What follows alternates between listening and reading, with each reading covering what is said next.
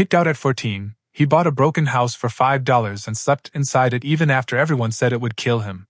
Hi, I'm Lucas Hayes, 15, and the day my aunt told me I wasn't her responsibility anymore, I stood outside in the cold with $5 in my pocket and nowhere to go. The house had never been a home. Just an in-between space. After my parents were killed in a car crash when I was 13, the court handed me off to my mother's sister, Aunt Diane, like I was a package that had to be signed for. No tears, no warm welcome, just a spare room and a list of rules. Now, 2 years later, I was staring down the hallway with my backpack zipped and my entire life compressed into its seams. She didn't even yell when she said it. "You can't stay here anymore," Diane said, arms crossed like she was cold. Or maybe just tired of pretending. I remember trying to say something, anything. That I'd do better. Be quieter. Invisible. But all I managed was, "I can sleep in the basement. I won't be any trouble." My uncle, half watching some game show behind her, barely looked away from the screen. "You're old enough to figure things out." That was it. No argument. No hug. No goodbye. Just the door closing with a click that felt more final than a scream. 10 minutes later, I was on the porch, October wind slicing through my hoodie. The porch light went off behind me like a curtain call I hadn't asked for. I started walking. Not because I had a plan. Just because standing still hurt too much. I passed houses glowing with dinner lights, kids laughing inside, the kind of noise I used to think was annoying. Now it sounded like gold. I ended up at the edge of town. There's an old bench by the feed store. That's where I counted the crumpled bills in my pocket. $5. Not enough for a room. Not even enough for food. I slept behind the store that night, curled up like a kicked dog, my backpack wedged under my head, pretending it was a pillow. The ground was cold. Everything was. The next morning, I wandered near the courthouse. That's when I saw the flyer, county auction. Unclaimed property. Mostly junk. Farm equipment. Scrap land. But then near the bottom, abandoned house, outskirts of town. Minimum bid, $5. I stared. Then looked at the cash in my hand. Everyone knew the house. Called it the Hollow. Like it had given up and collapsed in on itself. They said it was cursed. Dangerous. That it killed a man one winter when he tried to fix it up. I didn't care. I didn't need safe. I needed mine. The auction was small. Just a few old farmers and a clerk who looked like he wanted to be anywhere else. When the house came up, nobody said a word. $5? The clerk asked, not expecting a response. "I'll take it," I said louder than I meant to. There was a soft ripple of chuckles. Not cruel. Just disbelief. Like someone watching a puppy drag a tree branch. "Sold," the clerk muttered. The gavel thudded like a heartbeat. I signed my name with a borrowed pen and walked out with a deed in my pocket and no real idea what I'd just done. But it was mine. A broken house. A name on a paper. A place I could finally belong. Even if it killed me. The house sat at the edge of nowhere, past the last paved road, where the dirt split into ruts and the fields stretched so wide it felt like even the sky didn't know where to stop. I walked most of the afternoon. The wind kept trying to push me back toward town, but I kept going. My backpack dug into my shoulder like it was trying to remind me how much it didn't want to be here either. From a distance, the house looked less like a building and more like a mistake. Sagging, crooked, abandoned in the truest sense of the word. Up close, it was worse.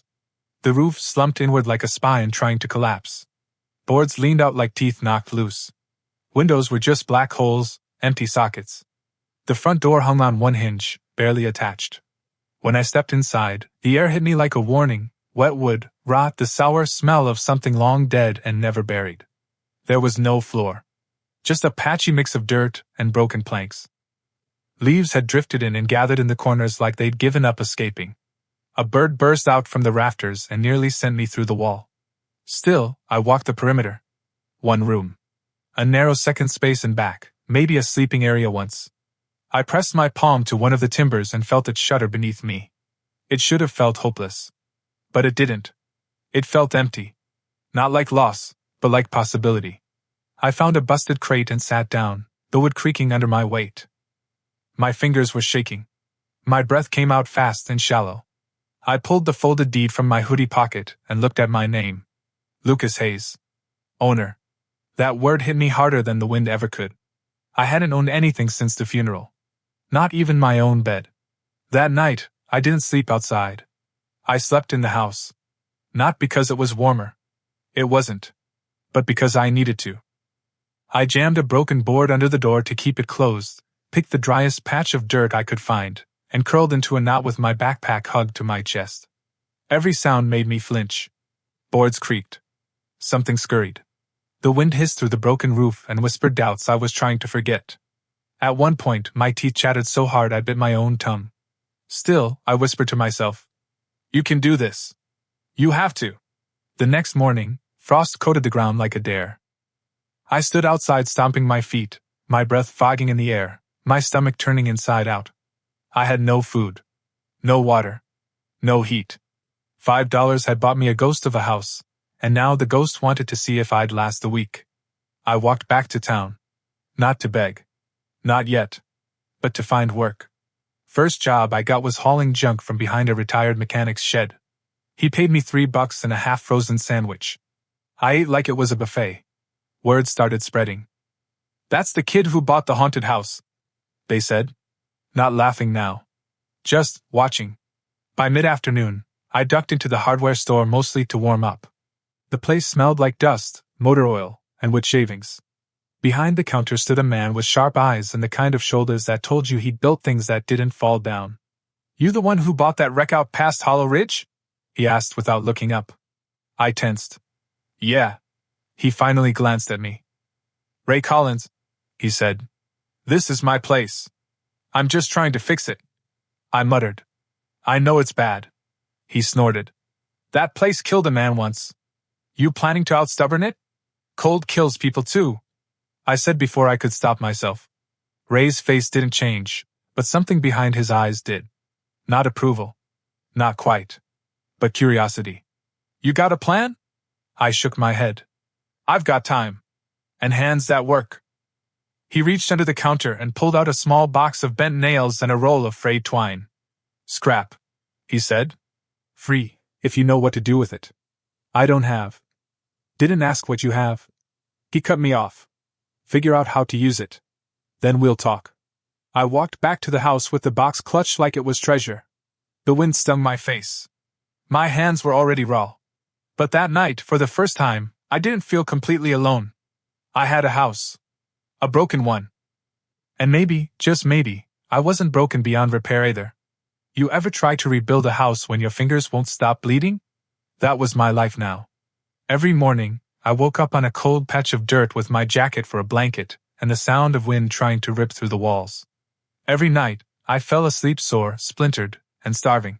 I didn't know how to fix a house. I never even held a hammer properly until that first week.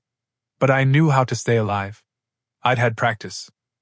I started with what I could reach, ripping out the boards that were too far gone, stacking them outside, saving anything solid. I learned quickly that most of the wood cracked under pressure like it wanted to break. Like the house was daring me to try. I took the dare. Ray showed up again 2 days later, said he was just driving past, but he had a bundle of scrap tar paper and some nails. He didn't need. I didn't ask questions. Just thanked him and got to work. The wind came hard from the west, so I reinforced that side first. I braced the wall with planks I'd scavenged from the collapsed back room, testing each one like my life depended on it, which it did. One night, a rotted board in the roof gave way. It missed me by inches. I stared at the splintered edge above my head and realized something I hadn't let myself say out loud until then. If I didn't fix this place fast, I was going to die inside it. So I changed strategy. I started tearing it down, but on purpose. Stripping it back to the bones, figuring out what was still alive in the structure, what could be salvaged. I worked like a man twice my age and 4 times as desperate. I had blisters under my fingernails.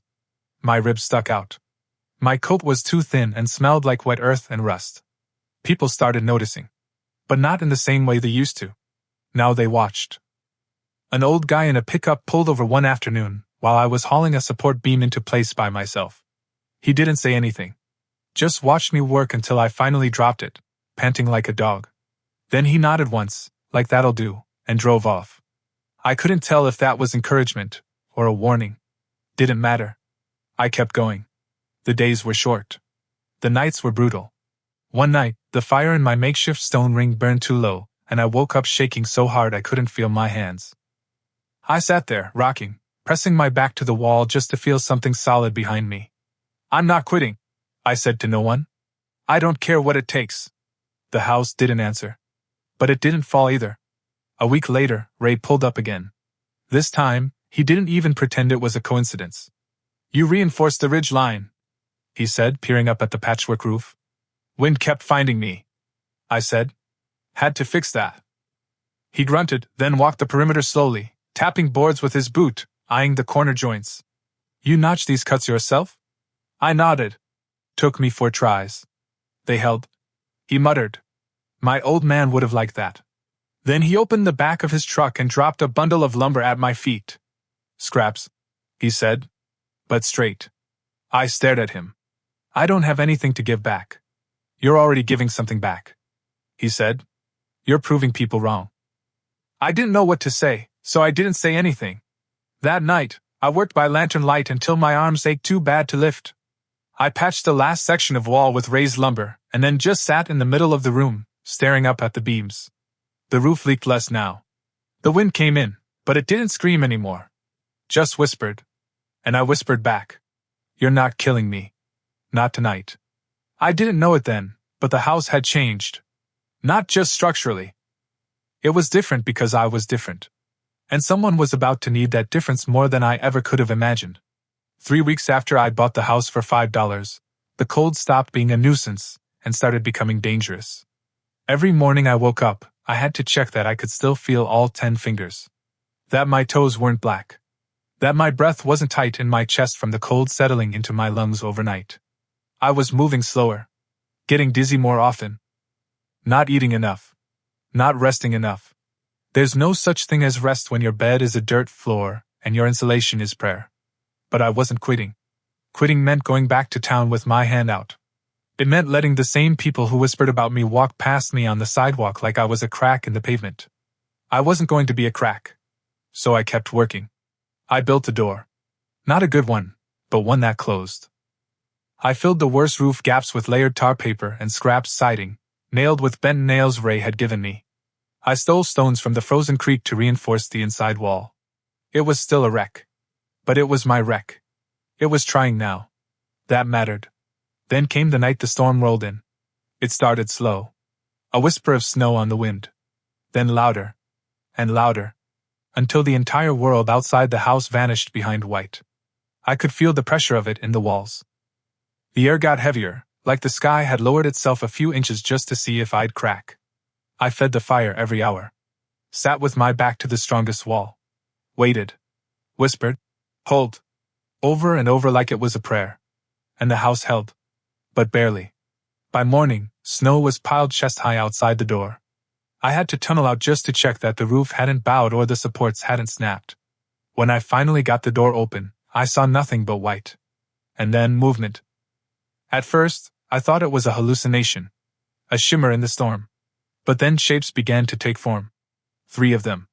A man, a woman, and something small. No, someone, a kid, bundled in the woman's arms, stumbling toward me like they'd crawled out of the afterlife. "Please!" The man's voice cracked across the wind. "Help us! Our truck!" I didn't wait. I ran. The snow swallowed my legs to the knees, and my socks soaked through instantly, but I didn't stop. The woman was barely upright. Her lips were blue. The child in her arms wasn't moving. "Inside!" I shouted, grabbing the man's arm, pulling him as the wind howled like it wanted to eat us all whole. We made it through the door just as a gust hit so hard it shook the house. They collapsed inside. No ceremony. Just raw, terrified collapse. The woman crouched over the little boy, unwrapping layers until his face appeared. Pale. Too pale. I dropped beside her, adrenaline flooding me. "How long's he been like this?" "Since last night," she said. Our truck slid off the road. We couldn't see. We were walking all night. "Okay," I said, already moving. "Okay, we're warming him now. Keep him close, but not too close to the fire. Remove wet clothes. Get dry blankets on him. Keep pressure, feet, hands, chest." They listened. They didn't ask who I was. They just listened. Because you listened to the person who knows what it feels like to almost freeze. I warmed water. Used cloth. Kept my hands steady, even when my brain screamed. And then, finally, the smallest boy let out a weak, raspy sob. The woman broke down, shoulders shaking. The man sat hard against the wall like his legs had just given up. And I just sat back. Shaking. Not from cold. From the release of holding it all together. They stayed that night. There was no question. There was no other choice. I gave them every blanket I had. Fed them what little food I'd been hoarding. Sat near the door with a crowbar on my lap, half expecting the storm to kick it open and demand the boy back. But it didn't.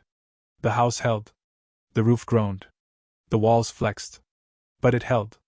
That night, I looked at the family huddled near my fire, at the boy breathing soft and shallow, and I realized something I hadn't dared believe before.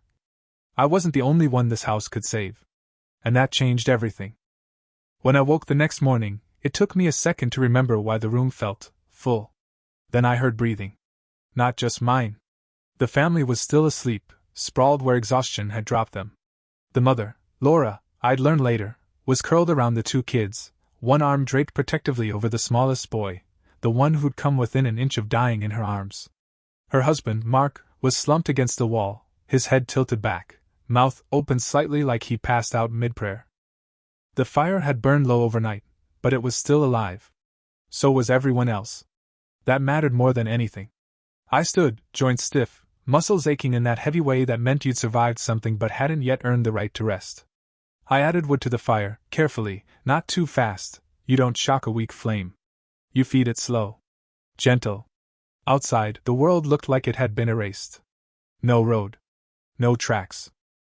Just a clean white silence stretched from one side of the prairie to the other. This place was cut off. No one was coming. Not yet. Laura stirred first. When she saw me, she startled, but not in fear. In confusion. Then everything caught up to her, and she sagged. "He's warm," she whispered, her voice thin and full of disbelief. "I can feel him breathing." I nodded. "He's okay. Weak, probably sore. But okay."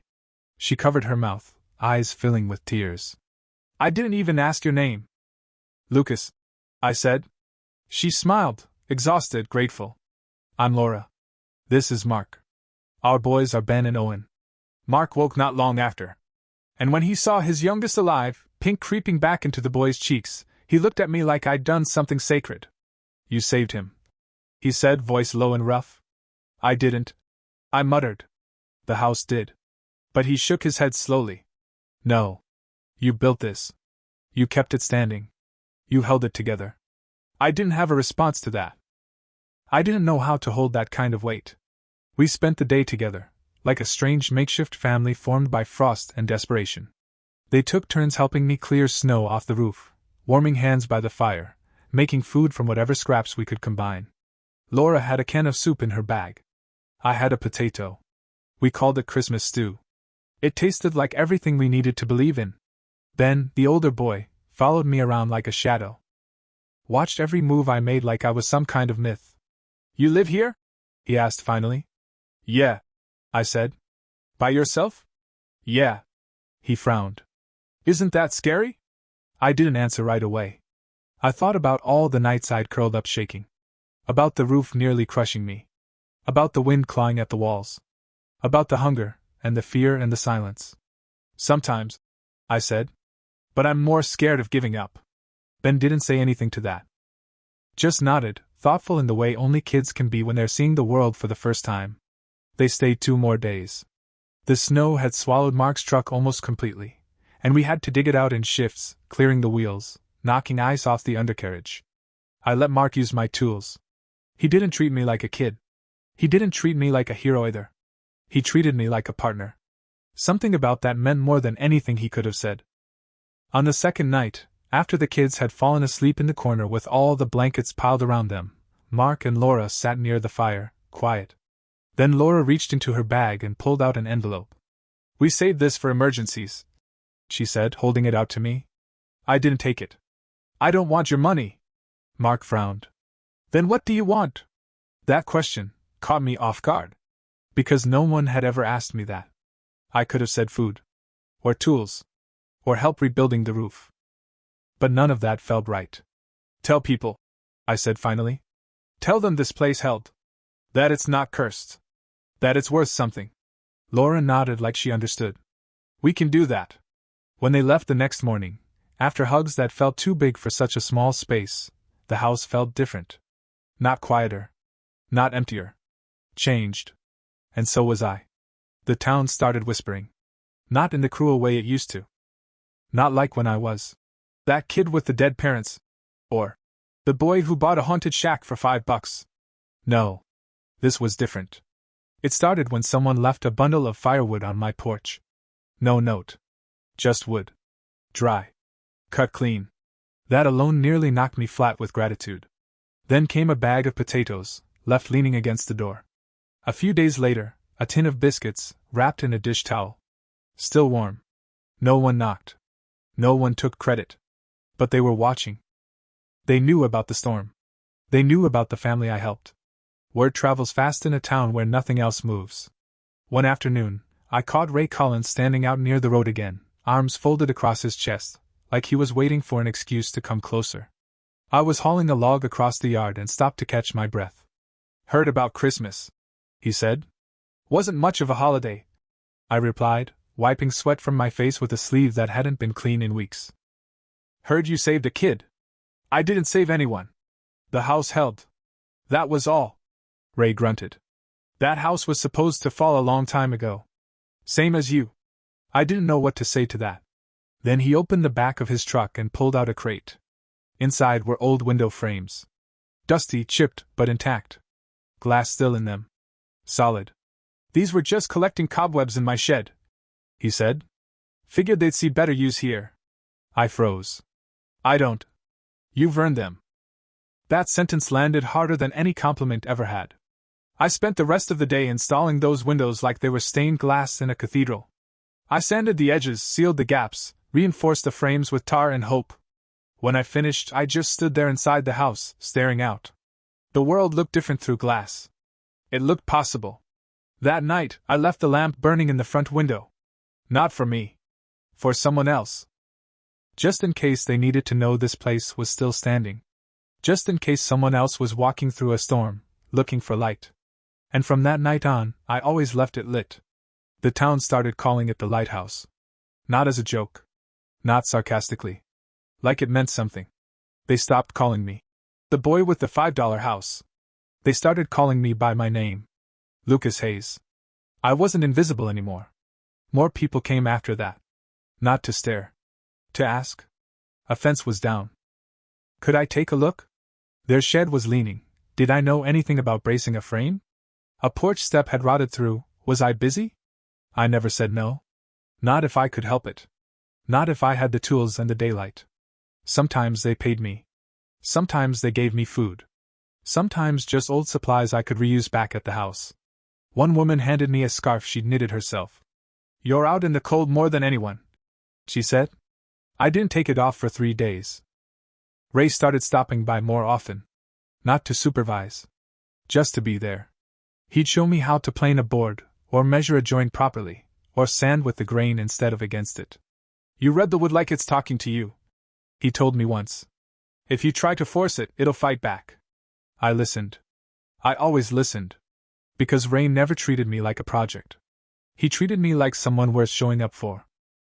By mid-February, the house didn't feel like it was on the edge of falling apart anymore. It was rough, yeah? But not fragile. It had walls that held, windows that closed, a door that latched with a solid thunk that made me breathe easier every time I heard it. I added shelves. Built a small table. Reinforced the floor so it didn't groan when I stepped on it in the night. Every nail was a victory. Every board a promise. And slowly, without ceremony, the house began to look like home.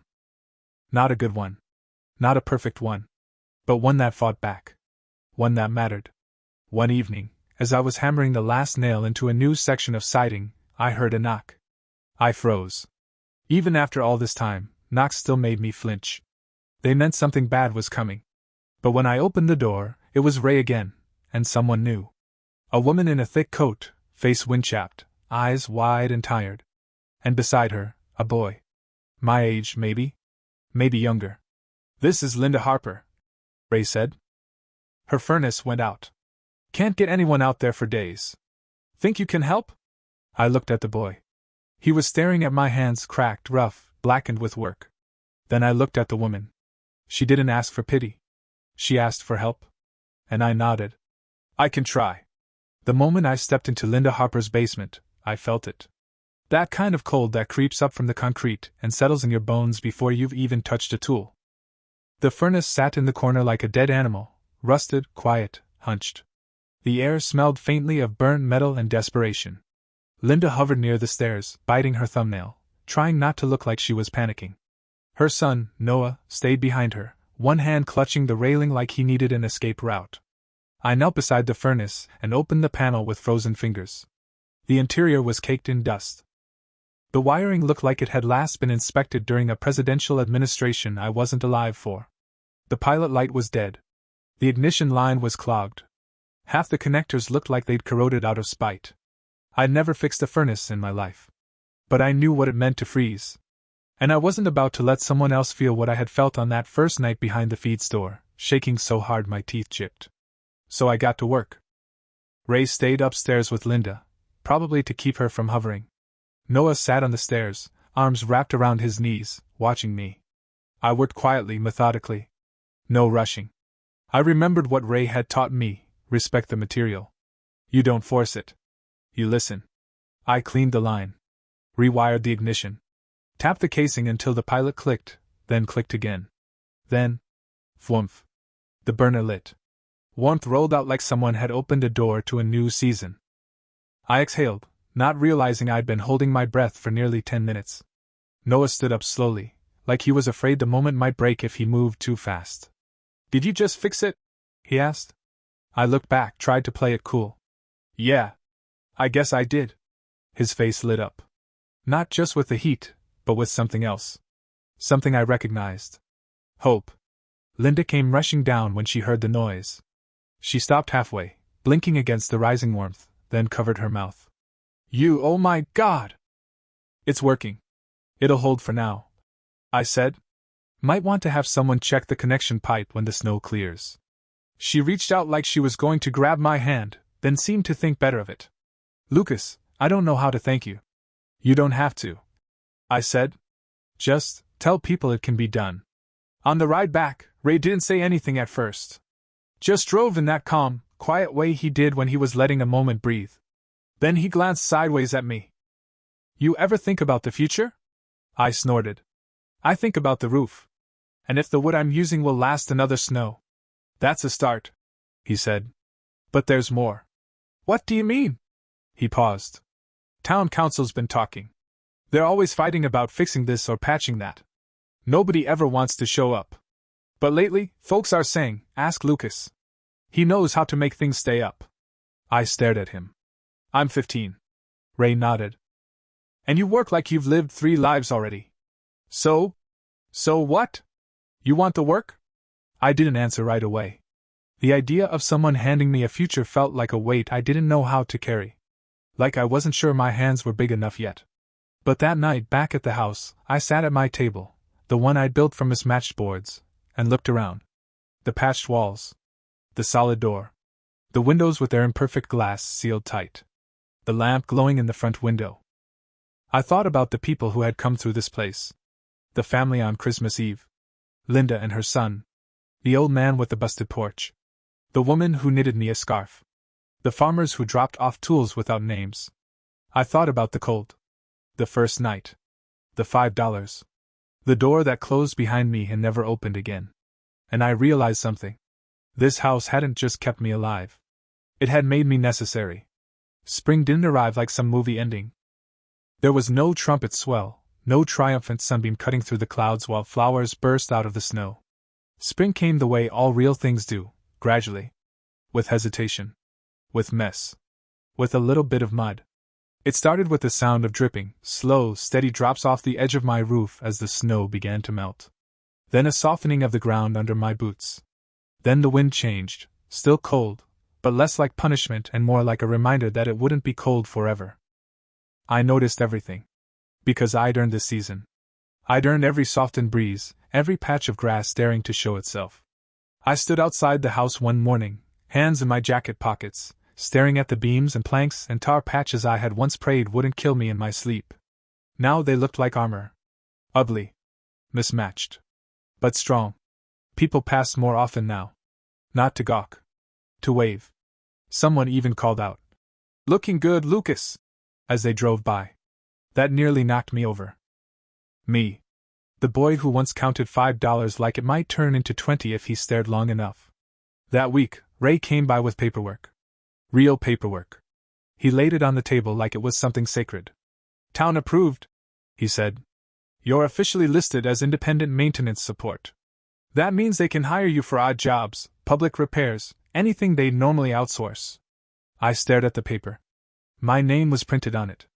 Lucas Hayes. Not scrawled in pencil or added as an afterthought. Printed. Like I was real. "I'm still a kid," I said quietly. Ray smiled. "You were. Now you're something else." I didn't know what to call that something else. Not yet. But I could feel it. It sat in my chest like firewood ready to catch. That night, I worked until sunset, reinforcing the eastern wall now that the snow was fading. As I hammered the last plank into place, I heard a truck coming up the old road. Familiar. It was them. Mark, Laura, Ben, and Lil Owen, alive, loud, and laughing as they piled out of the truck like they'd been waiting all winter to come back. "We wanted you to see this," Laura said, handing me a folded newspaper. Front page. "Local boy turns abandoned house into winter refuge." I froze. "You didn't have to." "We wanted to," Mark said. "You opened a door, Lucas. That matters." We ate dinner together, real food this time. Mark had brought bread, Laura made stew, and Ben talked a mile a minute about the things he'd learned in school, but stopped suddenly to say, "I want to build things like you do." That hit me harder than any headline. I didn't give him a speech. I just said, "Then start fixing what's broken." They stayed late. The fire burned bright. The house felt full. Full in a way that had nothing to do with how many people were inside and everything to do with how much life was in the walls. After they left, I stood in the doorway, lamp burning behind me, and looked out over the prairie. The sky was soft and blue-gray. The world was no longer white and sharp. It was beginning to breathe again. And so was I.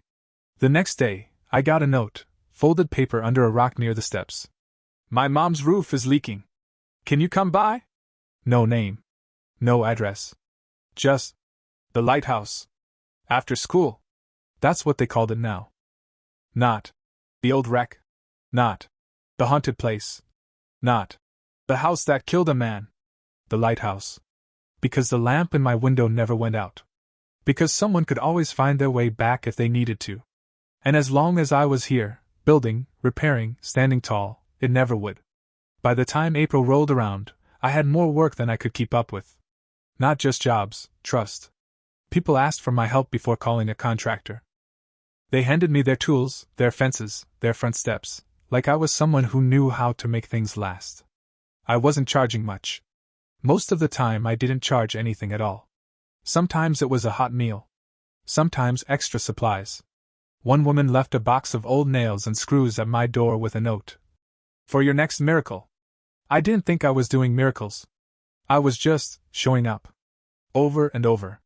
That's what the house had taught me. If you keep showing up, things start to change. Not all at once. Not like a movie montage. But slowly, then suddenly. I built more around the house. A workshop, small, lopsided, but mine. A porch. A real one this time, with railings and a place to sit. I hung a second lamp out there. Not because I needed the light, but because I knew someone else might still be walking in the dark. And people came. Not to move in. Not to praise. Just to be. Sometimes to drop off firewood. Sometimes to ask about repairs. Sometimes to talk. One man stopped by with his teenage daughter. Said she'd been having a hard time and wanted to see the place that made it through the winter. She didn't say much. Just stood there, staring at the house like it was a challenge she might be willing to take. I nodded to her. "It doesn't start perfect," I said. "It starts when you stop running from what's broken." She nodded back. That was all we needed to say. Ray came by less frequently now, but when he did, he stayed longer. We worked side by side like equals. He never brought up my parents. Never asked what I'd been through. I think he knew that kind of pain didn't need to be unpacked in words, it was carried, one beam at a time. One afternoon, he helped me build a proper wood rack and told me about his wife, who died a few winters back. Quiet voice. No drama. Just the truth. Didn't think I'd find much reason to build anything again after that, he said, adjusting the level. Then I saw what you did with this place. Thought, hell, maybe not everything's meant to stay broken. I didn't know how to answer that. But we kept building. That night, I sat on the porch and watched the wind push through the tall grass like it was combing the land. The lamp beside me glowed steady. The boards under my boots didn't creak or shift. I leaned back and let the quiet settle in. That's when I saw the boy. Small. Thin. Wearing a coat too big for him, dragging a duffel behind him like it weighed more than he did. He was walking up the old road, slow and hesitant, looking at the house like it might disappear if he blinked. I stood up. He froze when he saw me. Looked like he might bolt. But I didn't move. Just waited. Is this? He started, voice cracking. Is this the place people talk about? I nodded. He looked down at his shoes. I don't really have anywhere. I didn't ask questions. I didn't need to. I stepped aside and nodded toward the porch. Come sit, I said. You're not the first. He climbed the steps like he didn't trust them yet. Sat on the edge of the bench, eyes wide, breathing fast. I handed him a blanket. Watched him wrap it around his shoulders like armor. He looked at me. What is this place? I looked out at the horizon. The house behind me. The lamp glowing in the window. It's what happens, I said, when you stay and fight for something no one else believes in. And he nodded. Because somehow, he understood. That night, the house wasn't just shelter. It was proof. That broken things could hold. That boys with nothing could build something people remembered. That the light wasn't just for me anymore. It never had been. 2 weeks after the boy, his name was Milo, showed up on my porch, the house had more voices in it than ever before. Not loud ones. Not chaos. But presence. He didn't say much those first few days. Just stayed quiet, eyes always watching, hands tucked into his sleeves like he was trying to disappear. I gave him space. Let him sleep near the fire. Let him help me chop wood. Let him breathe without explaining. That was the rule here. You didn't have to tell your whole story just to exist. Eventually, he talked. I thought about turning around, he said one night, staring into the fire. Was halfway back to town when I saw the lamp. Figured, if it was still on, maybe someone was too. I didn't say anything. Just handed him another log for the fire. He smiled. Small. But real. The next day, we repaired one of the fence posts near the road. Milo held the boards while I hammered. He didn't ask questions, didn't flinch when the hammer slipped and scraped my knuckle. Just passed me a rag and kept steady. You good with your hands? I said. He shrugged. Used to be. Before things got loud. We didn't talk about what that meant. Didn't have to. That's the thing about this place. People didn't show up here with full hearts and warm coats. They showed up when something broke, inside them or around them or both, and they were too tired to pretend otherwise. And the house took them in. Milo wasn't the only one. 2 days later, I got a knock at sunset, soft, almost like the person behind it wasn't sure if they deserved to be heard. It was a woman in her 20s. Said her car broke down. Said she'd been walking since noon. Said she didn't know why she came here, she just remembered hearing about some house that doesn't close its door. I let her in. Gave her coffee. Told her she could stay the night. Milo sat across from her at the table. Didn't say much, but his presence told her more than I ever could have. You're not the first. You're not the only. You're not alone. And that's how it went. Some nights it was just me. Some nights it was me and a handful of strangers whose names I'd learned slowly, if at all. But no matter who came or went, the house held. It always held. I reinforced the roof again that week, added a beam under the east wall where the boards had started to warp from the freeze-thaw cycle. Milo helped. Learned to square a cut. Built his first shelf with scrap pine and an old level I'd found in Ray's donation pile. He stood back when it was done and smiled. Not at me. At himself. Like maybe, for the first time in a long time, he didn't feel like a burden. One morning, I woke to find fresh bread wrapped in cloth on the porch. No note. Just warm. Just there. Later that day, I went into town, and someone nodded to me on the street like I was the kind of person you trusted with your fence, your furnace, your kid's first hammer. That night, Milo sat beside the fire and said, "Do you think I could build one?" I looked over. "Build what?" He hesitated. "A house. Like this. Someday." I smiled. "You're already starting." He looked down at his hands. "It's just one shelf." "Yeah," I said. "So was mine. The thing about a house like mine, like ours really now, is that it doesn't stop becoming. It shifts with every person who passes through it." Milo stayed. Not forever. But long enough to matter. He helped me rebuild the side shed that winter caved in the year before. He learned to sharpen tools, sand boards smooth, patch a roof under wind that tried to throw him off it. He laughed sometimes now. Not often, and never loudly. But when he did, it was that quiet, surprised kind. Like it snuck up on him. One day I walked out to find him showing a younger boy, kid from town who was having a hard year, how to drill a straight pilot hole. He didn't tell me he was doing it. Just did it. Like it was natural. Like the house had passed something down to him, and he was ready to carry it forward. And I realized something. This wasn't just a place anymore. It was a language. A way of saying you matter, without needing to say it out loud. The lighthouse became more than a nickname. It became a direction. If someone in town got turned around, emotionally or literally, people would say, "Go past the lighthouse, then head left." Or, "Check in with Lucas. He'll know." I wasn't a symbol. I was just here. That's all people needed sometimes. One cold morning in late spring, Ray showed up again, stepping onto the porch like it was his own. He had a clipboard, a thermos of coffee, and a look that said, "I've been thinking about this too long. Town council's doing something they haven't done in 30 years. He said, handing me the clipboard. "They're putting together a training program. Maintenance, repair, carpentry. Kids can apply." I raised an eyebrow. And they want someone who's already doing the work to help teach it." I stared at the form. "You're serious?" Ray smirked. "They wouldn't be asking if you hadn't made it impossible to ignore you." I set the clipboard down carefully. Like it might explode. "I don't even have a high school diploma." "You've got something better," he said. "You've got proof. You've got this place.